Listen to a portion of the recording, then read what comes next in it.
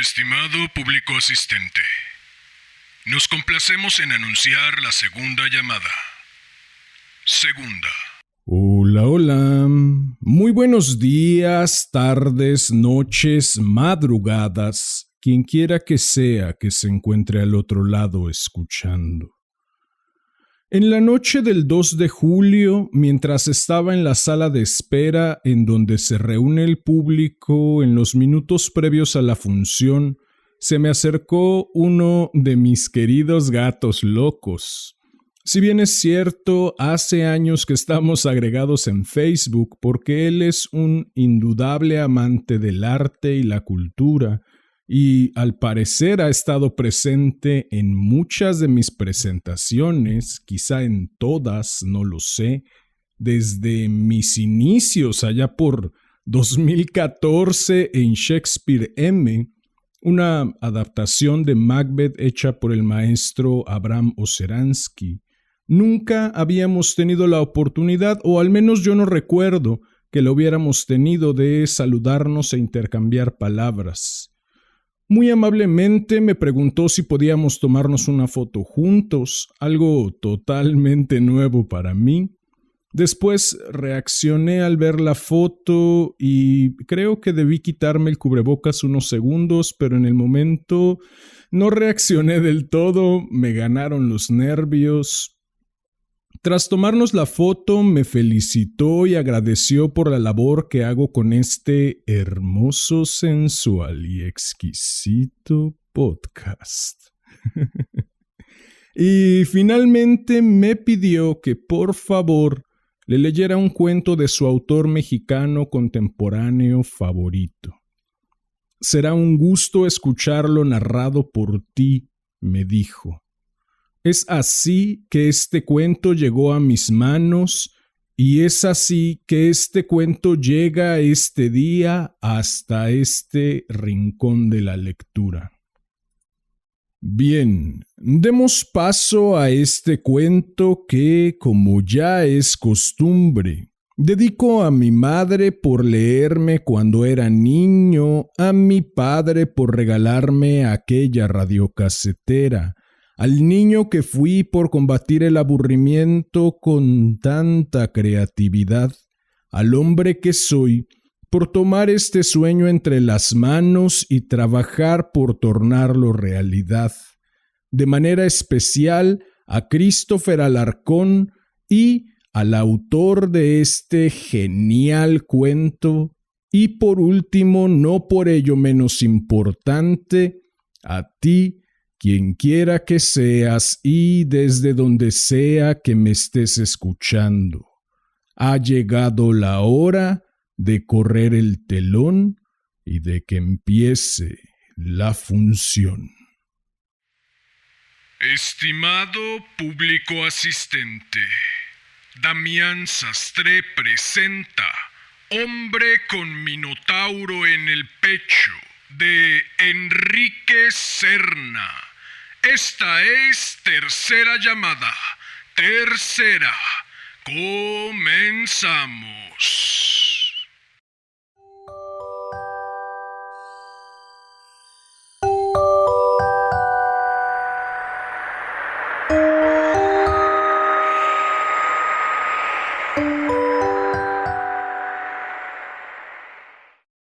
Voy a contar la historia del niño que pidió un autógrafo a Picasso. Como todo el mundo sabe, a principios de los años 50, Picasso vivía en Cannes y todas las mañanas tomaba el sol en la playa de La Californie.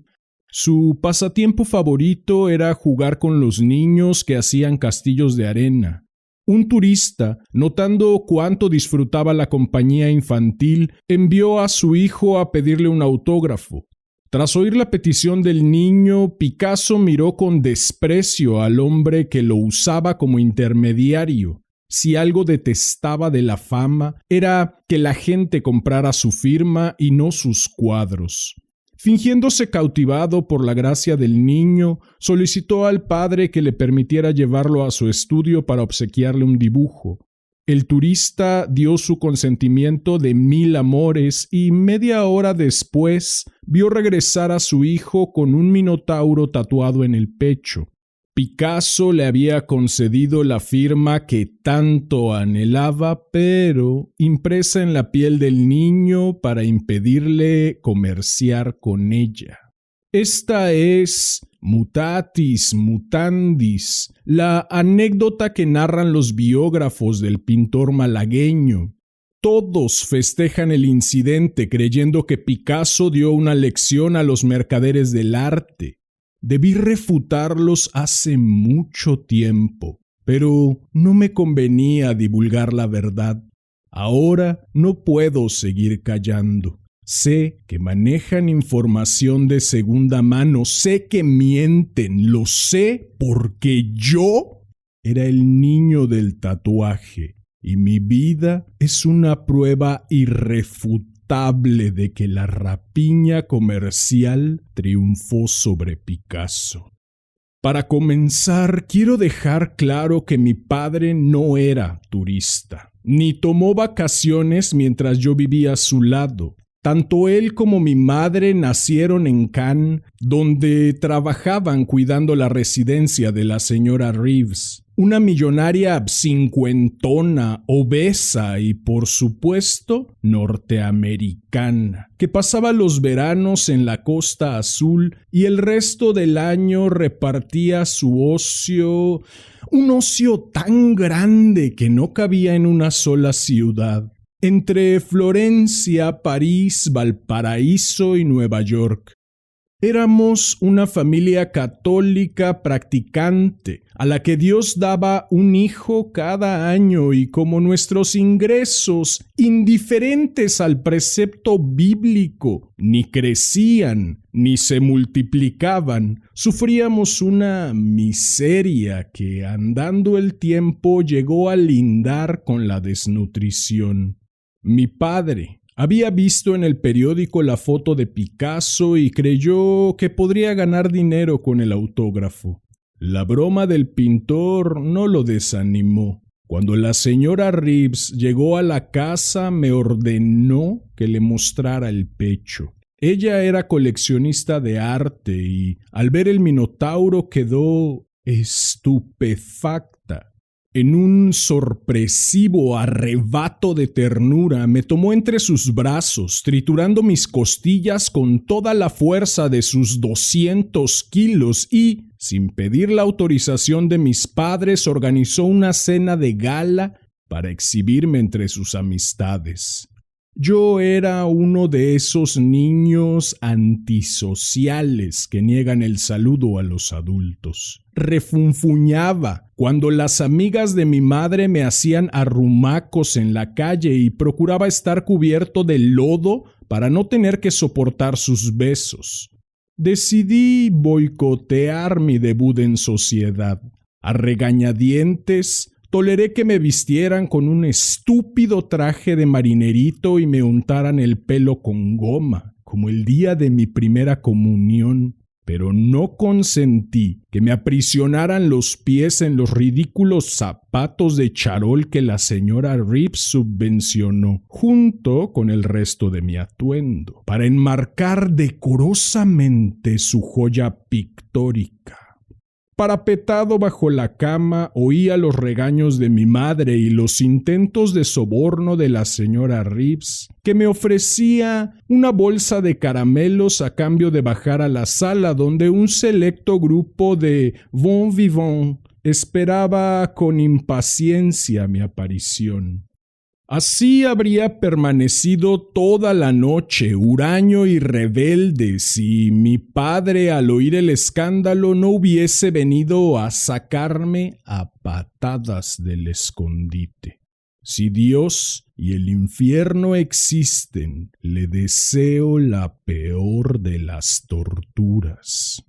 A partir de que Picasso estampó su firma en mi pecho, dejé de ser su hijo y me convertí en su negocio. Recuerdo que le brillaban los ojos cuando la señora Reeves, oronda como una elefanta recién casada, me llevó con el pecho descubierto al centro de un corrillo formado por vividores profesionales y aristócratas venidos a menos que se inclinaron a ver el tatuaje con esa cara de adoratriz en éxtasis que ponen los snobs cuando creen hallarse frente a las obras maestras del arte con mayúsculas. ¿Isn't it gorgeous?, preguntó la gorda resplandeciente de satisfacción. Oh, yes, it's gorgeous, respondieron a coro los invitados. En la mesa tenía el sitio de honor. Temiendo que pescara un resfriado, mi madre intentó ponerme la camisa, pero la señora Reeves lo impidió con un ademán enérgico. Un famoso corredor de autos me retrató el pecho, procurando colocar la cámara de tal manera que mi rostro, carente de valor artístico, no estropeara la foto. Su novia, que entonces era cantante de protesta y hoy es accionista mayoritaria de la Lockheed, me hacía guiños de complicidad como insinuando que ella sí entendía la broma de Picasso y despreciaba a esos idiotas por tomársela en serio. Simpaticé más con los invitados circunspectos, en particular con una condesa que tenía mal de Parkinson y sin embargo, por instinto maternal o por ganas de fastidiar a la anfitriona, se empeñó en darme de comer en la boca. Ninguna de sus temblorosas cucharadas llegó a mis labios, pero varias cayeron en mi tetilla izquierda ensuciando la testuz del minotauro. Aunque la señora Reeves trató de minimizar el percance con una sonrisa benévola, noté un rencoroso fulgor en su mirada cuando pidió a mi padre que limpiara la mancha con un algodón humedecido en agua tibia. Yo no comprendía por qué me trataban con tanta delicadeza, pero algo tenía claro en medio de la confusión. Ese día mandaba en la casa. Por eso, cuando mi padre se inclinó a limpiar los cuernos del minotauro, derramé sobre sus pantalones un plato de sopa hirviente. La señora Reeves obtuvo con la cena un gran éxito social. Fue algo así como su doctorado en sofisticación, la prueba de refinamiento que necesitaba para entrar al gran mundo, del que solo conocía los alrededores. Yo le abrí las puertas del paraíso y cuando llegó el fin del verano quiso mantenerme a su lado como amuleto. Vagamente recuerdo una discusión a puerta cerrada entre mis padres. El llanto de mamá cuando preparó las maletas, la despedida en el muelle con todos mis hermanos agitando pañuelos blancos. Entonces no supe bien lo que pasaba. Creía la piadosa mentira de mamá. La patrona me llevaba de vacaciones en su yate porque se había encariñado conmigo. Confieso que no extrañé a mi familia durante la travesía por el Mediterráneo. Además de alimentarme con generosas raciones de filete, manjar que desconocía mi estómago de niño anémico. La señora Reeves me permitía correr como un bólido por la cubierta, jugar a los piratas con los miembros de la tripulación y martirizar a Perkins, su gato consentido. prendiéndole cerillos en la cola. A cambio de tanta libertad, solo me prohibió exponer el pecho al sol para evitar un despellejamiento que, según decía la muy hipócrita, podría resultar dañino para mi salud. Abrí los ojos demasiado tarde. Cuando tomamos el avión para Nueva York, en la escalerilla, la señora Reeves se despidió de mí con un lacónico "Take care", y 2 de sus criados me levantaron del suelo, tomándome delicadamente por las axilas como a un objeto frágil y valioso. A estas alturas ya me sentía un pequeño monarca y creí que me llevarían cargando al interior del jet. Así lo hicieron, pero no a la sección de primera clase, como yo suponía, sino al depósito de animales, donde me envolvieron con una gruesa faja de hule espuma para proteger el minotauro contra posibles raspones. Perkins maulló vengativamente cuando me instalaron junto a él. En su jaula parecía mucho más libre y humano que yo. Entonces comprendí que me habían vendido. Entonces lloré. No fue desde luego una venta descarada. Los abogados de la señora Reeves engañaron a las autoridades francesas presentando el trato como una beca vitalicia. Ella se comprometía a cubrir mis gastos de comida, vestido, alojamiento y educación a cambio de que yo le permitiera exhibir el tatuaje. Mi padre se deshizo de una boca y obtuvo 50,000 francos en una sola transacción comercial. Ignoro en qué resquicio de su conciencia cristiana pudo esconder esa canallada. Endurecido por la pena y el ultraje, decidí aprovechar mi nueva situación y olvidarme para siempre del hogar que había perdido.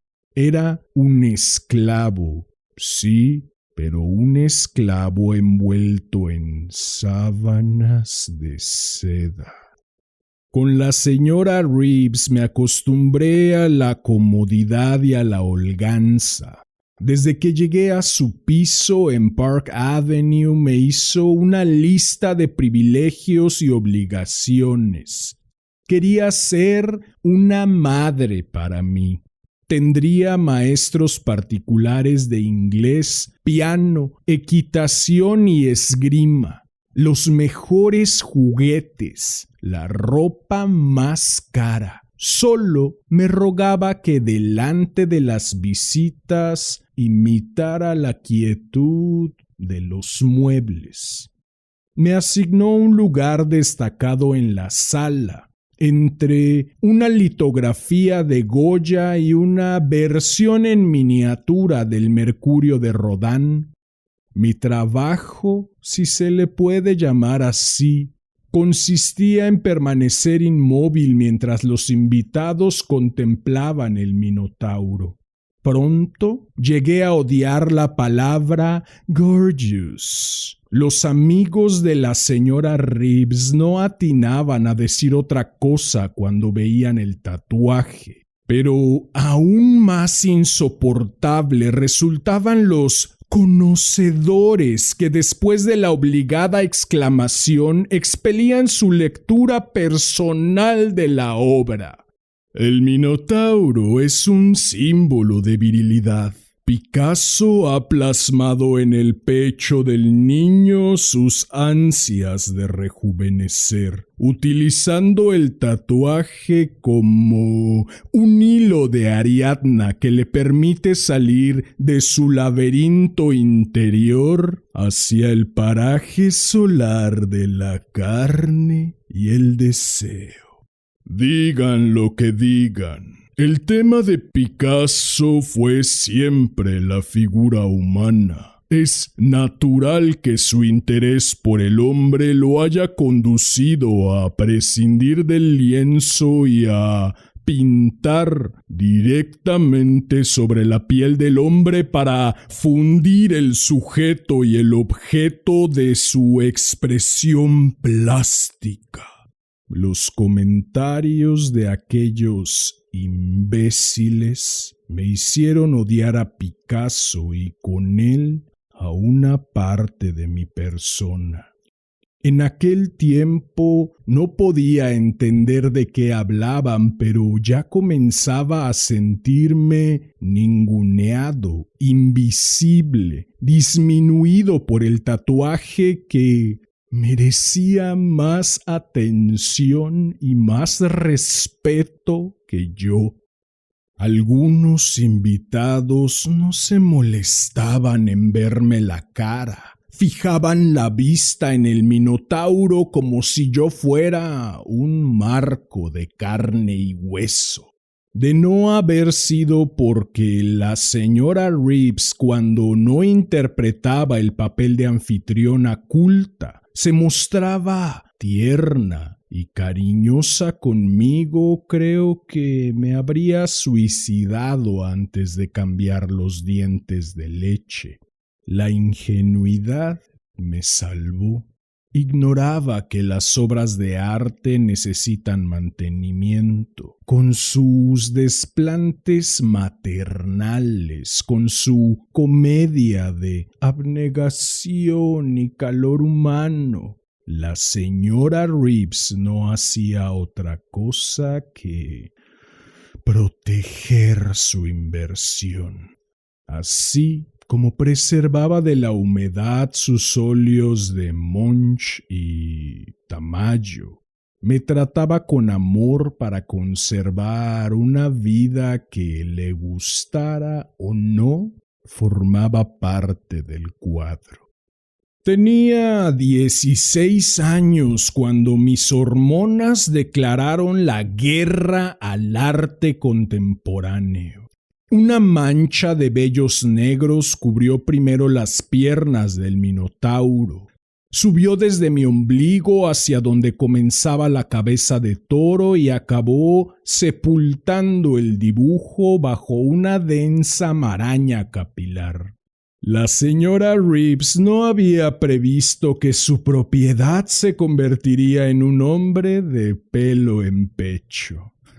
Desesperada, intentó rasurarme con una navaja, pero desistió al hacerme una cortadita que, para desgracia suya y regocijo mío, borró la O de la firma de Picasso.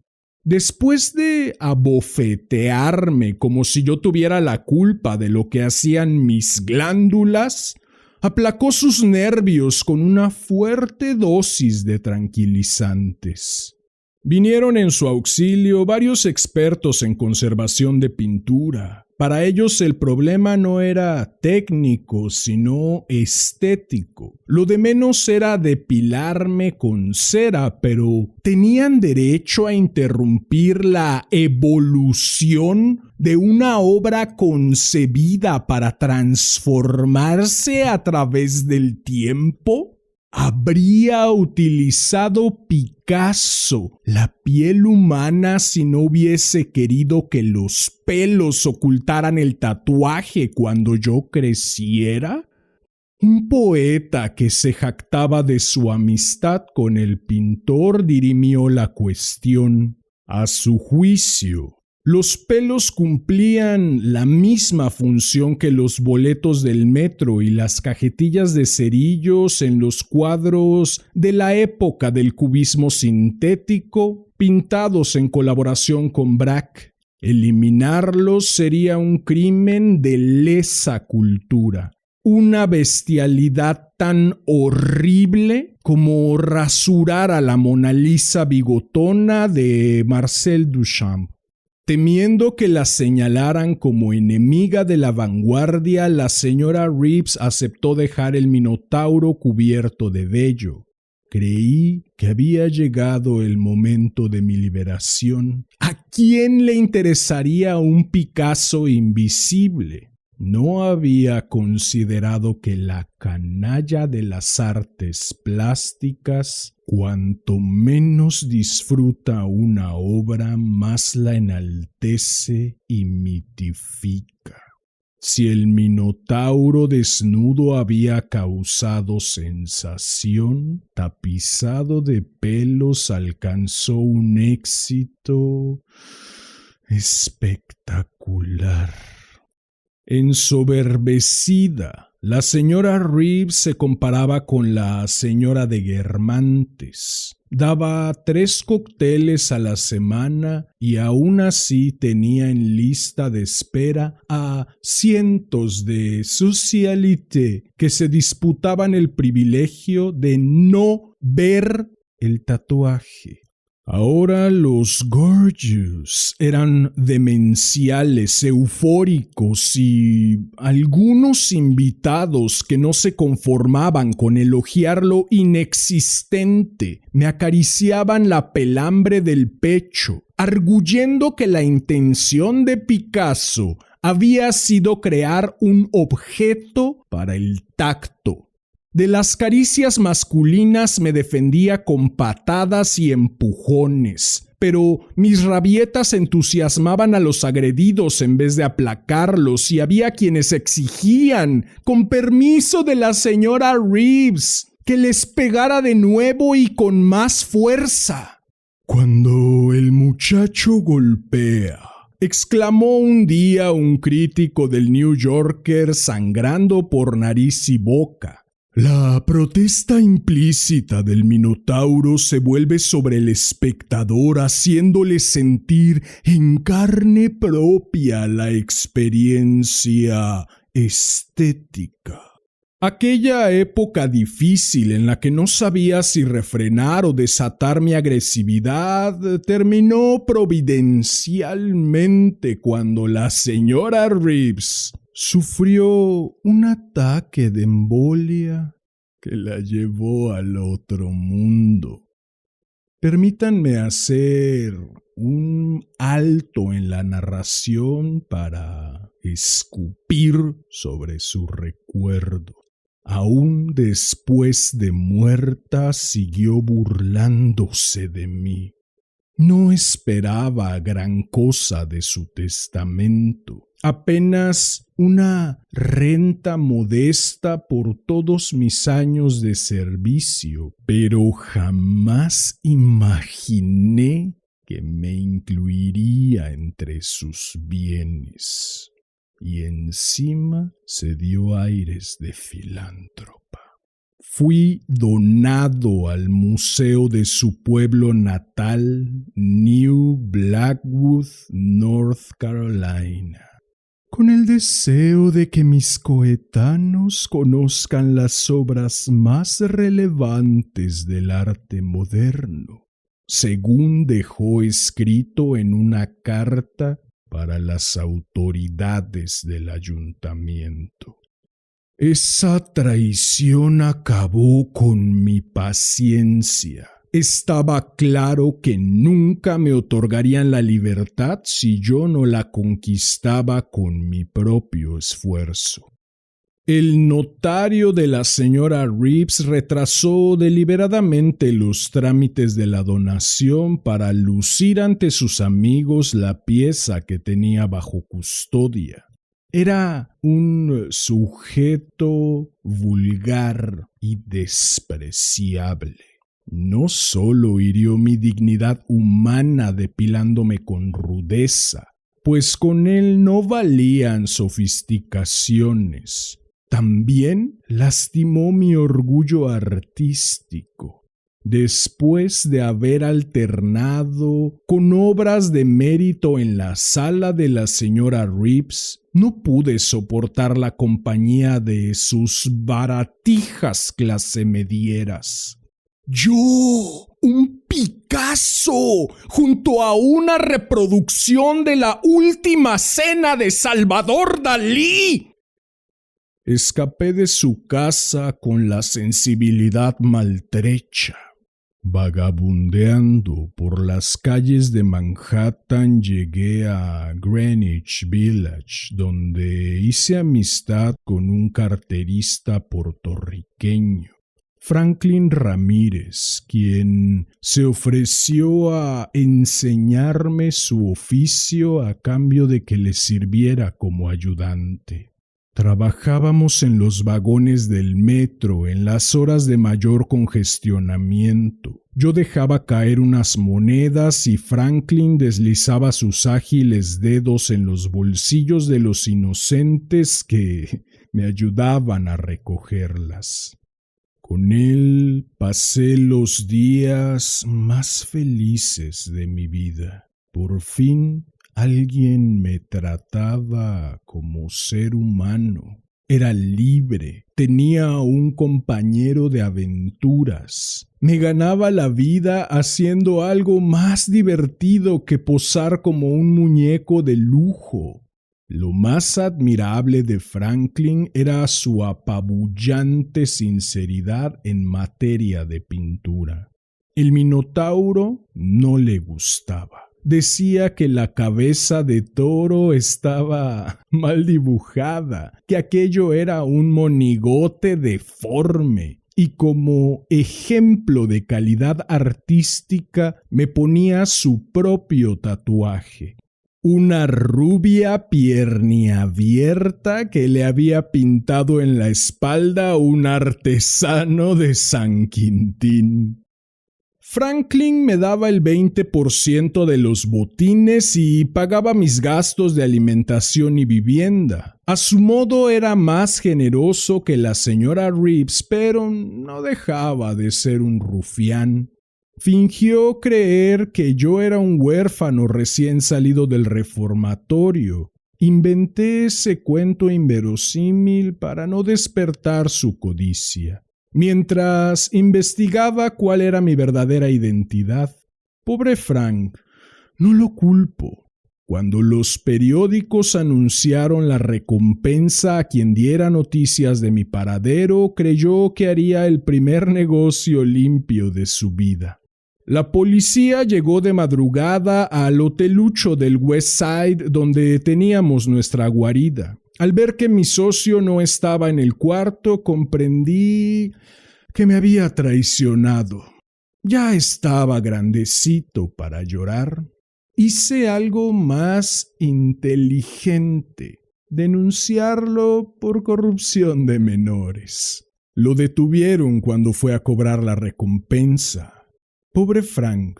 Él se había portado como un Judas, pero yo no era Jesucristo. Los dos caímos presos. Franklin volvió a San Quintín y yo fui trasladado a una cárcel más inmunda, el Museo de New Blackwood, donde tenía reservada una jaula de vidrio con un rótulo que daba crédito a la señora Reeves por su generoso donativo. Ahora me llamaba Hombre con Minotauro en el pecho. El título sugería que no solo el tatuaje, sino yo, su desventurado portador, éramos creaciones de Picasso. Por sublevarme contra esa barbaridad me gané la antipatía del director del museo, un funcionario gris y mezquino para quien mis exigencias de un trato humanitario no pasaban de ser caprichos de vedette. ¿De qué te quejas?, decía. Si te ganas la vida sin mover un dedo. Alegando estrecheces presupuestales, me racionaban la comida.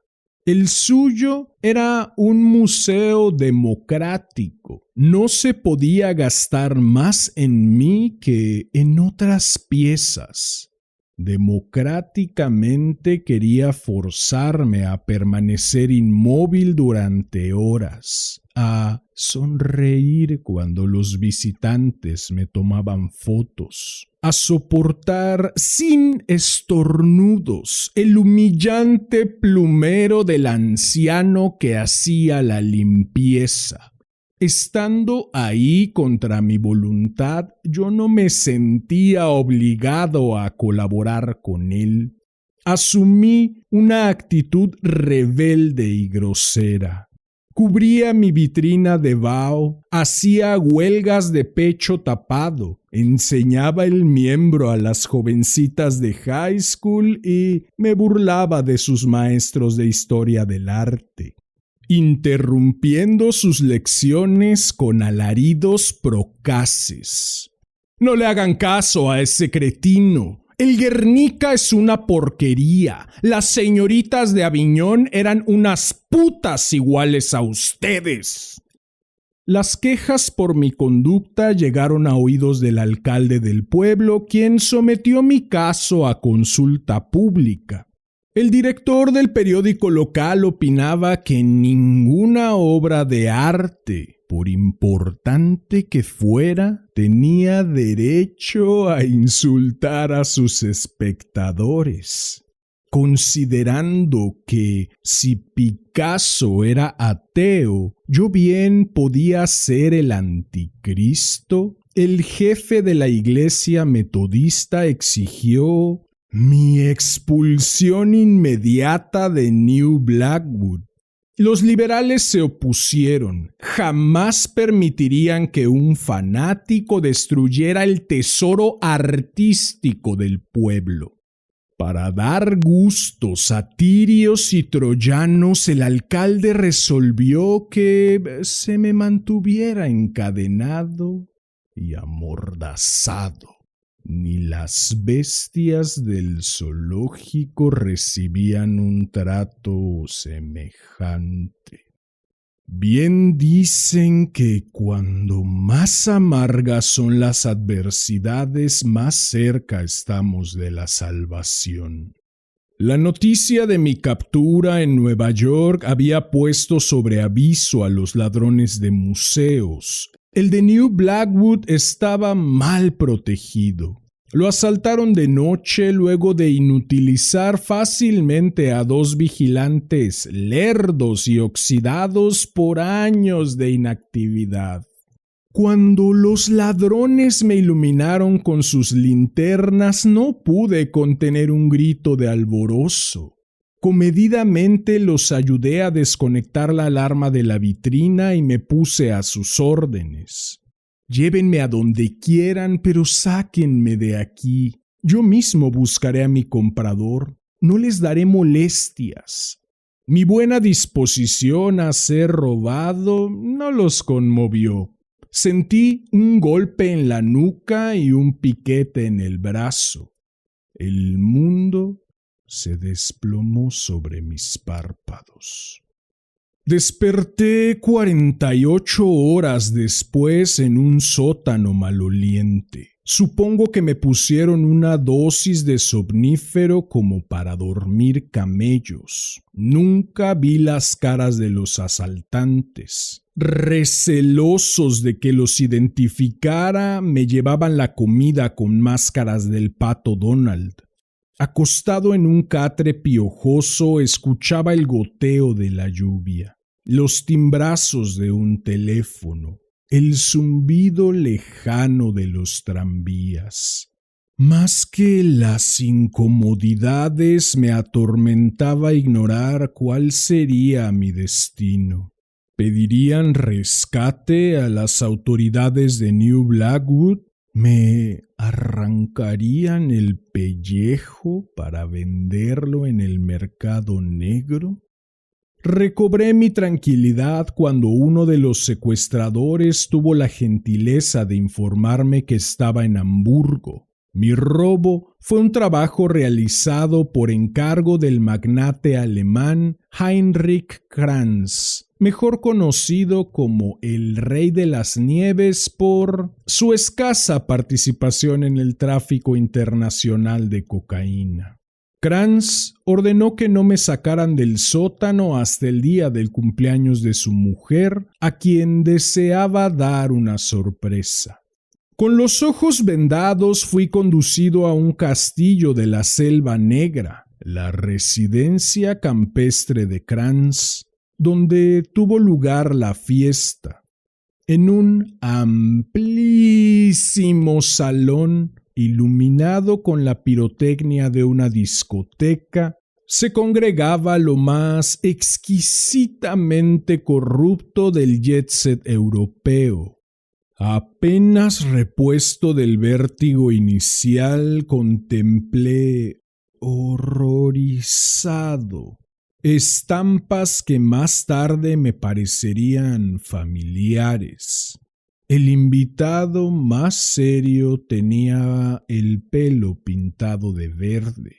Un Boy Scout septuagenario acariciaba las nalgas de un muchacho que podía ser su nieto. En una plataforma circular bailaban rumba 3 hermafroditas. Junto a la pista de baile había una fosa llena de lodo en la que se revolcaban parejas desnudas.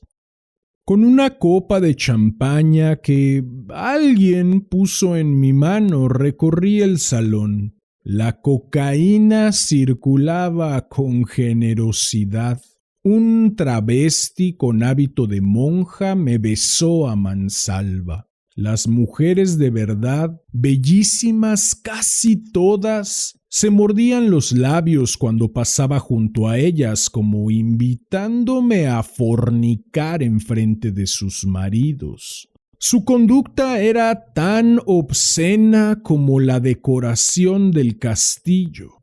Los Kranz tenían una impresionante colección de pintura y escultura, pero maltrataban deliberadamente sus tesoros, por los que no sentían el menor aprecio. El Cristo amarillo de Gauguin estaba colgado de cabeza como en una misa negra y tenía pegada en la boca una verga de hule.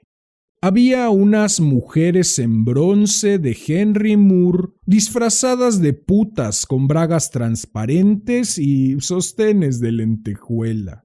Vi a un bárbaro apagando un cigarrillo en un autorretrato de Rembrandt, a otro que derramó su copa sobre un ícono ruso del siglo XIV.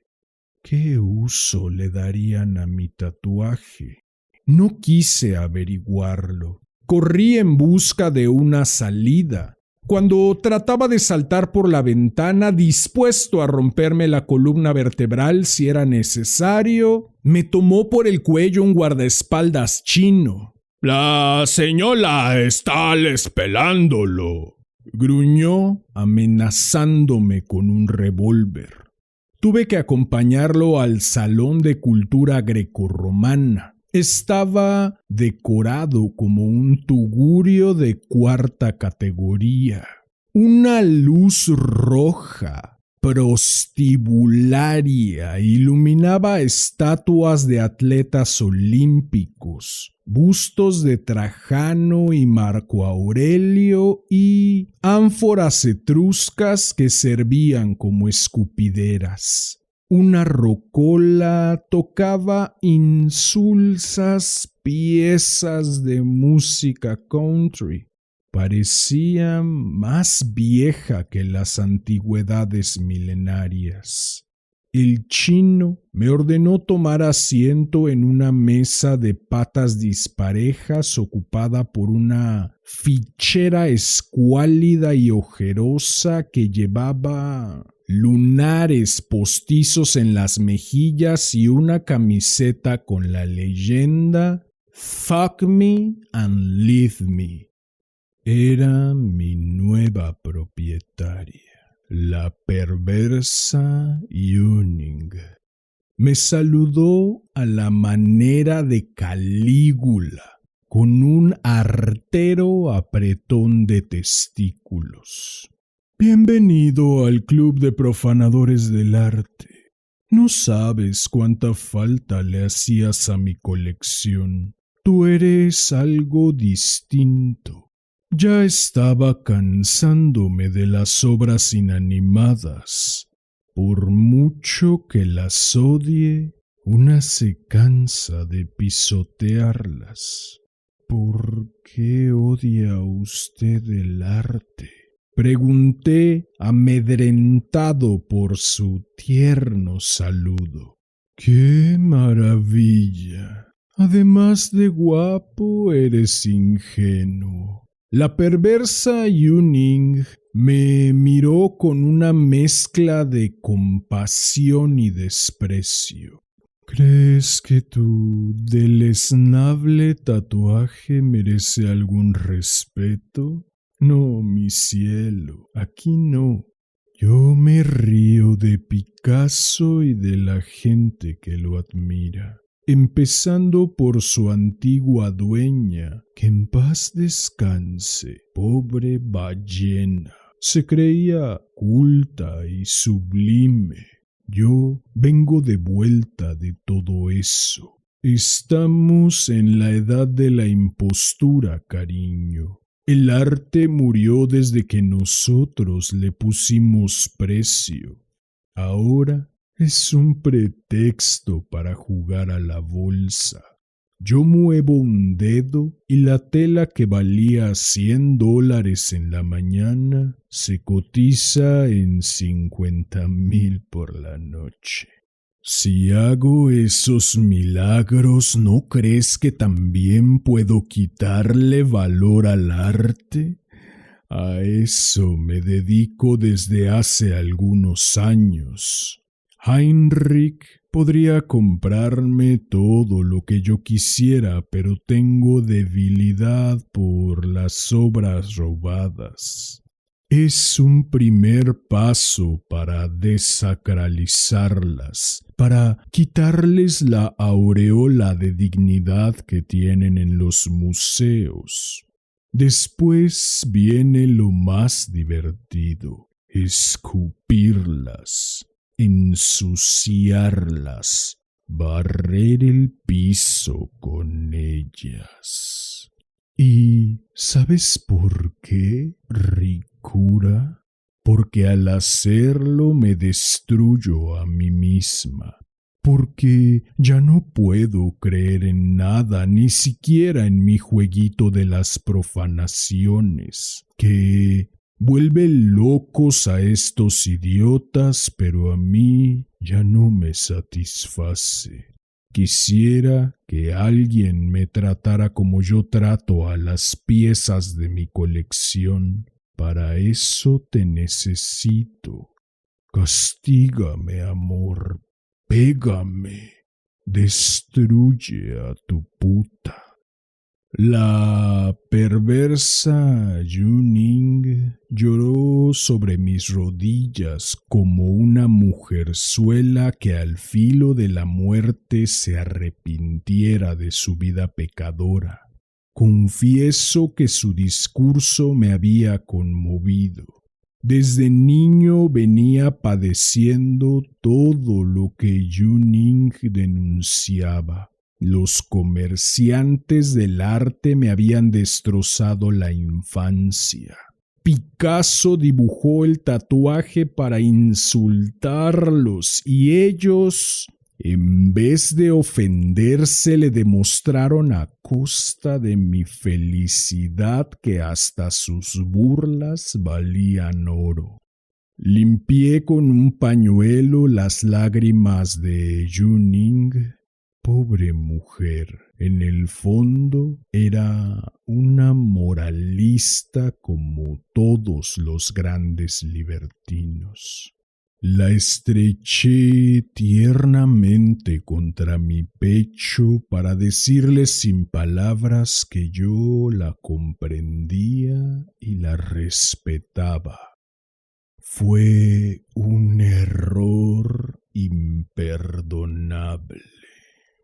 Había pasado su momento de flaqueza y creyó que trataba de hacerle un chantaje sentimental. En sus ojos brilló de nuevo la chispa del rencor. Li Xuan, ven para acá. El chino acudió corriendo. Llévalo a mi cuarto y que se quite la ropa. Odio a la gente que me tiene compasión. Prepárate, muñeco, porque vas a conocer a la perversa Yuning. En su recámara perdí hasta el último residuo de castidad. Sería ingenuo decir que me redujo a la categoría de objeto sexual, pues lo cierto es que mi cuerpo no le importaba. Toda su refinada lujuria se concentraba en el tatuaje. Lo pellizcó, lo arañó, lo lamió hasta quedar con la lengua seca, embadurnándole jalea de manzana cuando se aburría de saborear mi piel. Le hice el amor con una capucha porque no quería verme la cara. Como estaba dentro de su cuerpo y sin embargo no existía para ella, mi primer lance amoroso me dejó un gusto a frustración. Después vinieron los latigazos, no dados a mí desde luego, sino al Minotauro, a Picasso, a la propia conciencia de Yuning. Yo era el que sangraba, pero no el que recibía el castigo. Roció mis heridas con limón, volvió a cabalgarme y cuando se acercaba el momento del orgasmo me clavó un alfiler en el pecho. El dolor fue tan intenso que perdí el conocimiento, pero Yuning me administró sales de amoníaco para prolongar el suplicio. Había frente a la cama un cuadro de Chagall que de vez en cuando se movía hacia la derecha, dejando ver un orificio indudablemente destinado a un boyerista. ¿Será Heinrich Kranz o alguno de los amantes de Yuning? Cuando ya no tenía fuerzas ni para implorar piedad, me llevaron a un calabozo donde estuve encerrado 3 días. En las paredes había fotos de iconoclastas famosos. El salvaje que desfiguró la piedad a martillazos compartía una especie de altar con la viejita que arrojó ácido sulfúrico a las méninas. Abundaban los dibujos de palomas. Yuning las adoraba, no precisamente porque fueran símbolos de paz, sino por su excremento que destruye las fachadas de las catedrales. La estancia en el calabozo aniquiló mis ímpetus de rebeldía. La perversa Yuning me tenía en su poder y nada ganaría con oponerme a sus caprichos. Al salir estaba dispuesto a obedecerla en todo y como ella por el momento se había cansado de mí, lo que me ordenó fue complacer a sus amigas. Admito que cumplí gustosamente su encargo. Quien juzgue desvergonzada o cínica mi conducta debe tomar en cuenta que yo era un adolescente en pleno despertar sexual. Si participé con ahínco en orgías y camas redondas, si colmé de placer a las amigas de Yuning, Si dejé que me orinaran el tatuaje y les di bofetadas y me disfracé de minotauro para cumplir sus fantasías, fue porque estaba en la primavera de mi sensualidad. No me arrepiento de nada salvo de haber permitido que me usaran como intermediario para acostarse con Picasso. Yuning y Heinrich pertenecían a la crema innata del AMPA internacional, es decir, se codeaban con banqueros y presidentes constitucionales. De un ambiente así no es fácil salir moralmente ileso. Aprendí a mentir, a robar las joyas de mis amantes, a chantajearlas, a hacerme el remolón para que me dieran buenas propinas. Me convertí, digámoslo claro, en un vulgar prostituto. Y fue como prostituto que tuve la idea de obtener los derechos para explotar el minotauro.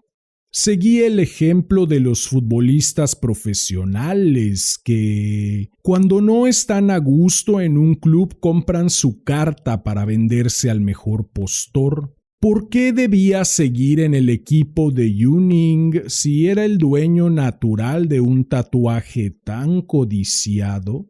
Huir de Alemania no era difícil, pero una vez en libertad necesitaba sacudirme a las autoridades de New Blackwood, que sin duda tratarían de hacerme volver al redil. Preparé doble evasión con inteligencia y desparpajo.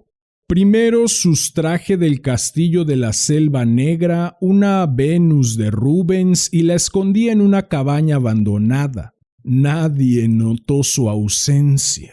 Yuning había convocado a su satánica tribu a una fiesta que duraría todo el fin de semana. Di el pitazo a la policía, que llegó alrededor de la medianoche, cuando la coca se consumía a narices llenas.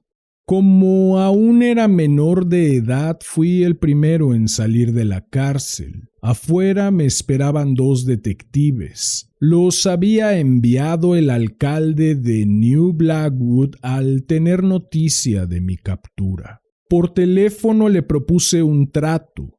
Le regalaría la Venus de Rubens, una pieza mucho más valiosa que el minotauro, a cambio de mi libertad y $10,000.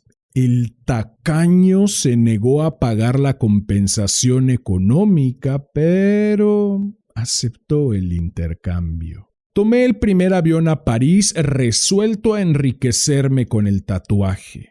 Gracias a mi habilidad para las relaciones públicas, reuní rápidamente una clientela de millonarias excéntricas que pagaban sumas exorbitantes por irse a la cama con una obra maestra del arte contemporáneo. Instalé un lujoso departamento en el barrio de Saint-Germain. Recibía 2 o 3 mujeres por noche, poniéndolas en distintas habitaciones, como los dentistas que atienden a varios pacientes al mismo tiempo. Llegué a cobrar una tarifa extra por quitarme la camisa, y a las mujeres proclives a los arañazos les impedía tocar el tatuaje. Que sufrieran. Acostarse conmigo era tan prestigioso como lucir un modelo exclusivo de Coco Chanel. Cuando juntara mi primer $1,000,000, tenía pensado comprar una casa en Cannes, de preferencia la casa donde crecí, para que mi padre se muriera de rabia al verme tan próspero. No contaba con los malditos inspectores del Ministerio de Cultura. Tocaron a mi puerta un domingo acudiendo al llamado de una cliente despechada que no me llegó al precio. Padecí un largo interrogatorio. Habían descubierto que la transacción de mi padre con la señora Reeves era inhumana y anticonstitucional. Chocolate por la noticia, les dije, indignado por la rudeza con que me habían obligado a mostrarles el tatuaje. Me pidieron reconstruir todo el viacrucis de mi vida, desde la venta en Cannes hasta la prostitución en París. Hice un relato melodramático, entrecortado con sollozos, en el que yo interpretaba siempre el papel de víctima. La sociedad era culpable de todas mis desgracias. Me habían tratado peor que a un extraño, etc. Los emocioné hasta las lágrimas. En un arrebato de cursilería, el jefe de inspectores me pidió disculpas a nombre del género humano. Como lo sospechaba, el gobierno francés, a pesar de su máscara humanitaria, en el último instante me dio una tarascada. Les apenaba profundamente que personas sin escrúpulos hubiesen utilizado el tatuaje y por ende mi cuerpo con fines de lucro, causándome perjuicios de orden psicológico y moral. Por ello, como una mínima compensación por mis desdichas, me ofrecían una beca para estudiar una carrera técnica, pero, eso sí, un Picasso era un Picasso, y 3 veces a la semana tendría que posar en el centro Georges Pompidou, donde, por supuesto, respetarían mi calidad humana. Entré a estudiar ingeniería industrial con la ilusión de quien empieza una nueva vida. Quería ser normal, salir con muchachas de mi edad, trabajar en algo de provecho. Asistía puntualmente al centro Pompidou, esforzándome por tratar con amabilidad a todos los visitantes, incluyendo a los detestables fanáticos de Picasso que se quedaban frente al tatuaje tardes enteras. El más fastidioso era un profesor marxista de estética que pretendía utilizarme para fundamentar su tesis de doctorado sobre la manipulación del gusto en la sociedad burguesa. Mi caso demostraba la vigencia del ciclo mercancía-dinero-mercancía en la economía política de la producción artística. Tampoco para él era un simple mortal. Habría soportado a ese y a 1000 cretinos más si no hubiera enloquecido al poco tiempo de ser un ciudadano común y corriente. Ocurrió que mi nueva vida, una vida sana, laboriosa y sencilla, me dejaba un profundo vacío interior.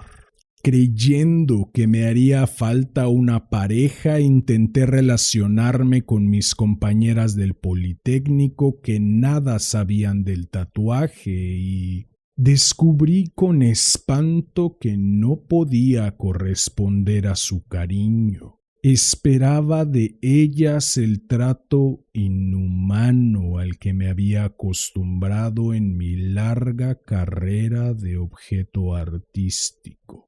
No solo era un exhibicionista irredento, sino que había desarrollado un sentimiento de inferioridad respecto al Minotauro, una morbosa complacencia en ser el deslavado complemento de la gema que llevaba en el pecho. Y esas jovencitas ni siquiera veían el tatuaje. Me amaban a mí, al hombre que nada podía ofrecerles por carecer de la más elemental autoestima.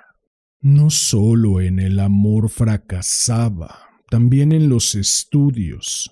Dicen que el arte es inútil o no es arte, y mi carácter lo comprueba. Incapaz de un esfuerzo mental sostenido, acostumbrado a la quietud y al ocio, en las aulas y fuera de ellas me dedicaba al dolce far niente. Puesto que mi única vocación era el reposo, prefería ejercerla en el Centro Pompidou, donde me pagaban las horas extras a 300 francos. Necesitaba estar en exhibición para no deprimirme, pero el remedio era peor que la enfermedad, pues al huir del trabajo productivo me hundía más y más en mi deplorable condición ornamental. Esa contradicción me arrojó a la bebida. Tomaba solo o acompañado, en plena calle y en los baños del Centro Pompidou. Tomaba coñac, cerveza, ron, lejía, lociones para después de afeitar, vinagre. Tenía crudas espantosas, delirios en los que veía luchar a Picasso contra Dios. ¿Cuál de los dos era el todopoderoso?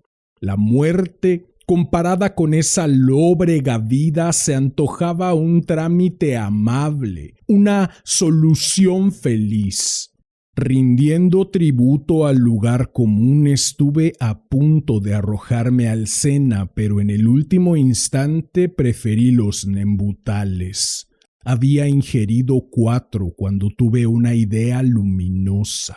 En las últimas semanas, empobrecido hasta la hambruna, había estado bebiendo aguarrás. Tomé la botella y derramé un chorro en un trozo de estopa. Tallando con fuerzas, desvanecí primero los colores del tatuaje. La mano me temblaba. Tuve que darme valor con un trago de aguarrás. El contorno del dibujo desapareció luego de 1000 fricciones dolorosas. Finalmente, sin reparar en irritaciones y quemaduras, asesiné con esmero la firma de Picasso. Había roto mis cadenas. Yo era yo. Sintiéndome desnudo, resucitado, prometeico, fui corriendo a mostrar mi pecho a los inspectores del ministro. Quería presumir altaneramente mi fechoría, demostrarles quién había ganado la batalla, pero ellos guardaban un as bajo la manga.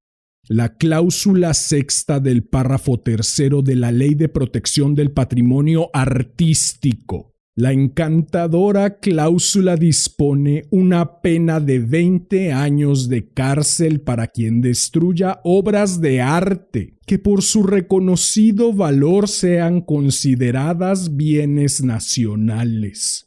¿Y qué pasa cuando una obra destruye a un hombre?, les pregunté colérico. ¿A quién habrían castigado si hubiera muerto por culpa del tatuaje? Cruzándose de brazos me dieron a entender que no tenía escapatoria. En una camioneta blindada me condujeron a esta prisión donde me dedico desde hace meses al kafkiano pasatiempo de escribir cartas al secretario general de la ONU, rogándole que interceda por mí en nombre de los derechos humanos. Como el secretario no se ha dignado responderme todavía, he decidido publicar este panfleto para que mi situación sea conocida por la opinión pública. Exijo libertad para disponer de mi cuerpo. Basta de tolerar crímenes en nombre de la cultura. Muera Picasso.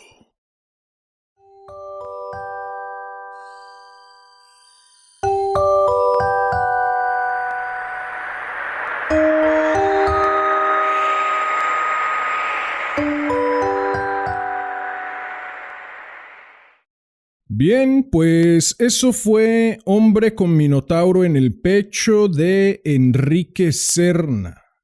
Espero que lo hayas disfrutado. Si fue así, te agradecería enormemente que me ayudaras compartiendo, difundiendo.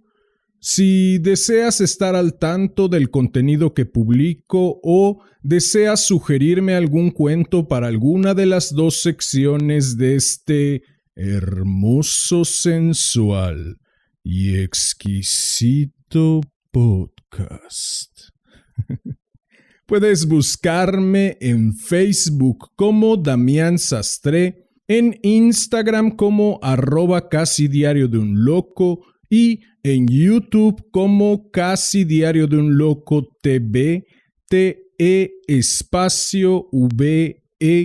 Si llegaste hasta aquí, como ya es costumbre, agradezco inconmensurablemente tu valiosísimo tiempo.